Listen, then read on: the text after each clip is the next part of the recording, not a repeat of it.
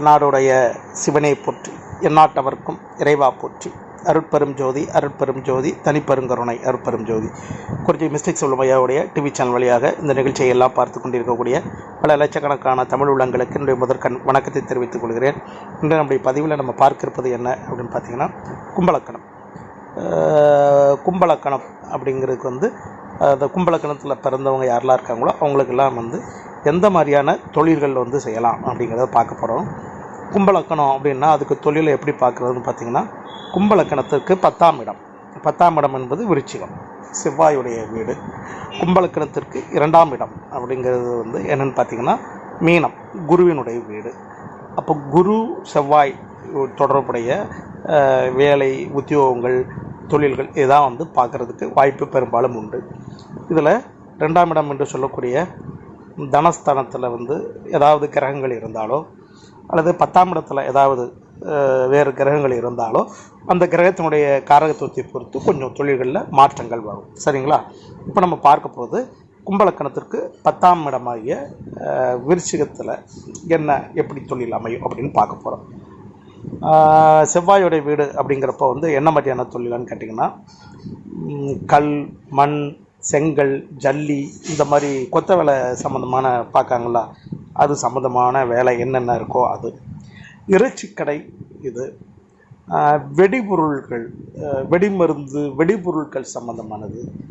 அப்புறம் பார்த்திங்கன்னா, இந்த கிணறு போடுவாங்க பார்த்திங்களா, கிணறு போட ஆழ்துளை கிணறுகள்லாம் போடுவாங்கள்ல, போர் போடுறது, இது மாதிரியான இதெல்லாம் வரும். அடுத்தாப்போ தோல் வியாபாரி, ஆடு மாடுகளுடைய தோல் இருக்குது பார்த்திங்களா, தோல் வச்சு பண்ணக்கூடிய தொழில்கள், வியாபாரங்கள் என்னென்ன இருக்கோ அதெல்லாம் என்ன வரும்னு கேட்டிங்கன்னா அந்த செவ்வாய்க்கு வரும். அப்புறம் டீ கடை, அப்புறம்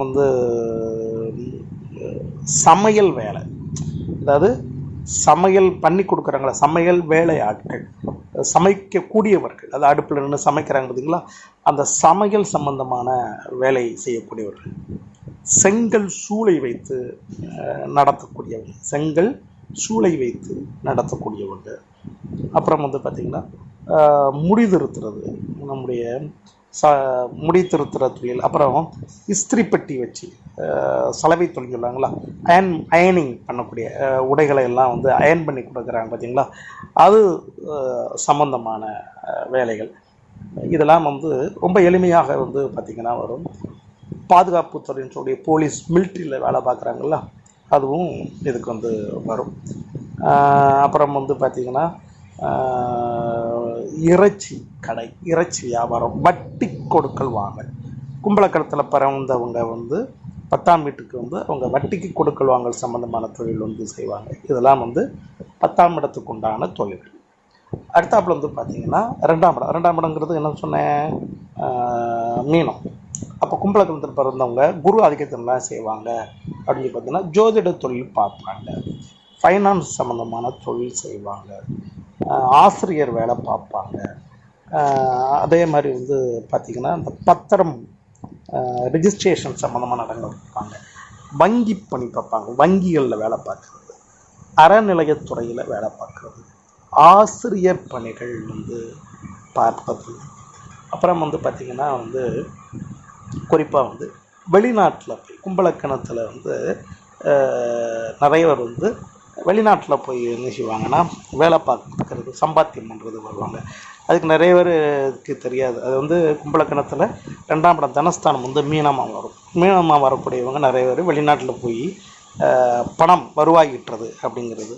அப்புறம் வெளிநாட்டு சம்பந்தமான ஏற்றுமதி, இறக்குமதி தொடர்புடைய தொழில்கள் நிறைய செய்வாங்க இந்த குருவினுடைய ஆதிக்கத்தில். கும்பலக்கணத்துக்கு, மற்றதுக்கு நம்ம சொல்கிறோம் கும்பலக்கணத்துக்கு. அடுத்தாப்பில் பார்த்திங்கன்னா குருவினுடைய ஆதிக்கமான தங்க நகை கடைகள்லாம் வச்சுருக்காங்களா, தங்க நகை வியாபாரிகள், நகை சேரவங்களில் வியாபாரிகள், நகைக்கடை வைத்திருக்கக்கூடிய இவங்க உரிமையாளர்கள். அப்புறம் பிஸ்னஸ் மேக்னெட் சொல்லுவாங்க. பிஸ்னஸில் கைது இருந்த வல்லுநர்கள் எப்படின்னு கேட்டிங்கன்னா, ஒரு பெரிய பெரிய இப்போ ஷேர் மார்க்கெட்டில் எப்படி எப்படிலாம் பணம் போட்டு சம்பாத்தியம் பண்ணலான்னு சொல்லி ஐடியா கொடுக்கக்கூடிய நிறைய பேர் இருக்காங்க பார்த்தீங்களா. அவங்கெல்லாம் வந்து பிஸ்னஸ் மேக்னட் அப்படின்னு சொல்லலாம்.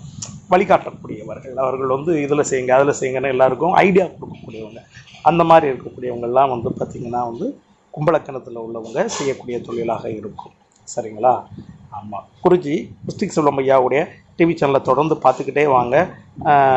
சப்ஸ்கிரைப் பண்ணுங்கள், பெல் ஐக்கானை கிளிக் பண்ணுங்கள். எங்களுடைய வீடியோக்கள் எல்லாம் உடனடியாக உங்களுக்கு வந்து சேரும். நன்றி, வணக்கம்.